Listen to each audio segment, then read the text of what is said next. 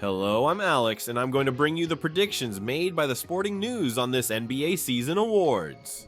First, Coach of the Year. That would be Taylor Jenkins. Taylor Jenkins was the runner-up for this award in 2022, but remains a bold contender for Coach of the Year in 2025. Despite rumors of being on the hot seat, meaning he could be dismissed if the Grizzlies underperform, he still has a strong case. Memphis won 51 games the last time they had a healthy roster. Unfortunately, injuries plagued nearly everyone on the team last season, forcing them to use 33 different players. It was remarkable they managed to win 27 games. This season, the Grizzlies have good reasons to expect improvement. The team has added Marcus Smart, Zach Edey, and Gigi Jackson, though Jackson will miss the start of the season due to injury. With Ja Morant, Desmond Bane, and Jaren Jackson Jr. all gaining more experience, the squad should be stronger than before. Jenkins, a brilliant coach with one of the sharpest tactical minds in the league, has proven he can maximize the potential of this roster. His play designs, especially in clutch moments, could make a big difference. And with a stronger roster, the Grizzlies can execute his vision even better. The clutch player of the year would be Nikola Jokic. When it comes to clutch time, there's no better player to have the ball than Nikola Jokic. He controls the game with his pace and decision-making, always seeming to know the right play. One-on-one, he's almost impossible to stop, and when opponents send double teams, he finds the perfect pass. Last season, Jokic was one of the most clutch players based on the numbers, but he didn't receive much attention for the award because the Nuggets were so dominant. Stephen Curry and DeMar DeRozan finished first and second, largely because they played for teams involved in more close games. The Nuggets won't have that problem this year. They lost a key starter in Kentavious Caldwell-Pope and are counting too heavily on unproven young players like Christian Braun, Julian Strawther, and Peyton Watson. Russell Westbrook is another wildcard that could be difficult to incorporate. Jokic will need to carry more of the load, likely leading to plenty of close game heroics with his clever defense, unguardable floater, and signature somber shuffle jump shot.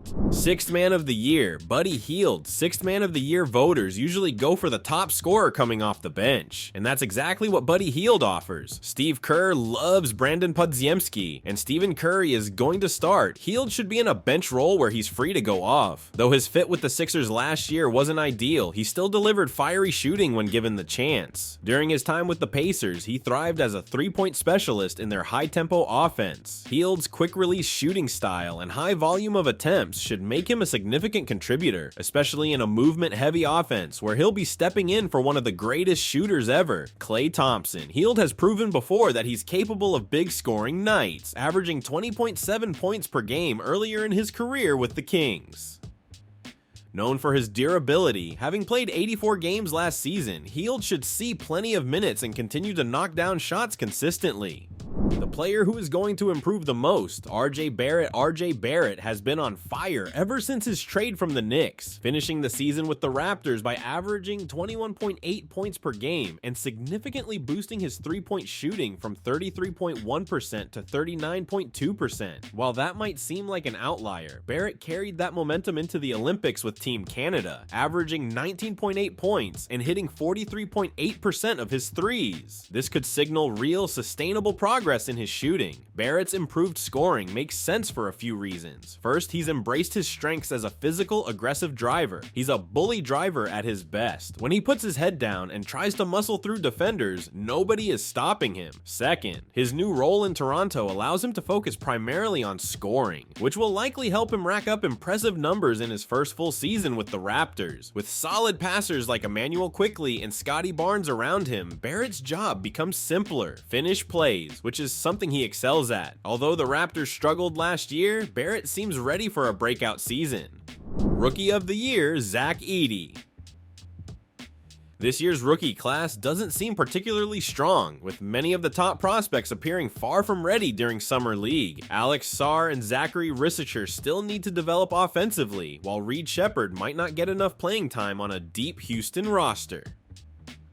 That leaves Zach Edey as a frontrunner for the award by default. Edey is likely to see significant minutes in Memphis, with limited competition for the center position. He's already equipped with NBA-ready skills in scoring and rebounding near the basket, and Memphis is a good fit to cover for his weaknesses. While Edey won't be a great shooter or a mobile defender, the Grizzlies have solid shooting and a power forward in Jaren Jackson Jr. who can help protect him on defense. Eddie's chemistry with Jay Morant in pick-and-roll situations should be evident from the start. Though he may not be the most talented rookie, he might end up as the most productive, similar to Malcolm Brogdon's Rookie of the Year win in 2016. Defensive Player of the Year, Victor Wembanyama. Victor Wembanyama was the runner-up for Defensive Player of the Year last season, and that was despite not knowing most of his opponent's tendencies. With a full season of film study and a better understanding of NBA rotations, his defense will only get stronger. That's a scary thought considering he led the league in blocks last season with 3.6 per game. Players often hesitated to challenge him, yet he still posted that remarkable stat. Wembanyama is more than just a shot blocker. His 8-foot wingspan allows him to snatch steals most players can't reach, and he's surprisingly agile on the perimeter. The biggest thing holding Wembanyama back last season was that his Spurs teammates were horrible defenders, dropping their team defense down to 21st in the league. This season, however, the Spurs have upgraded with smart, capable defenders like Chris Paul, Harrison Barnes, and gritty rookie Stephon Castle. San Antonio should be at least in the top half of the league defensively this season. With a much stronger defensive team around him, Wembanyama's case for Defensive Player of the Year looks even stronger. And finally, the MVP, Luka Doncic.